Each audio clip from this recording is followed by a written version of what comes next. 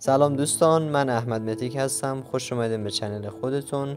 آقا امروز قراره بریم با همدیگه بهترین اتچمنت کیارمو که هم برای مولتیه، هم برای بتل و هم برای هیپ فایر، هم برای فست اسکوپ با همدیگه تستش کنیم تو مپ تمرینی.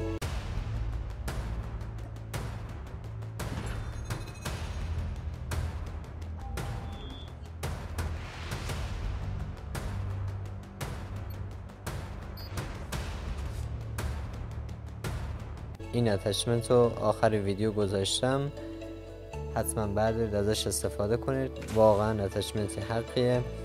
پرکم برای اتچمنت حتما من پیشنهاد میکنم لانگ برل طلایی نذارید، چون تو درگیری ها حتما شما یکی دوتا میس میدید و باعث میشه که شما ناک بشید. بهترین پرک برای شاتگان پرک بنفشه. الان با هم دیگه نگاه کنید ببینید از چه فاصله داره وانشات میکنه. یعنی همش گوشته، همش گوشته.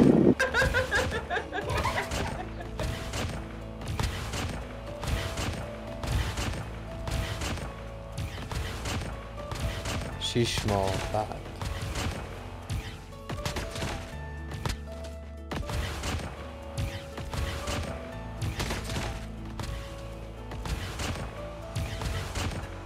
یک سال بعد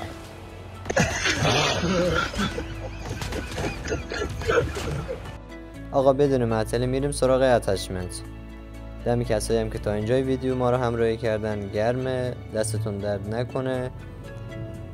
خیلی عشقید اگه ویدیو رو لایک کنید، خیلی حمایت بزرگیه واسه ما. اینم از اتچمنت هاچ کریم، بگیرید بزنید عشق کنید. فقط یه پرک لانگ برل یا بنفشی یا طلایی بذارید کار جمع.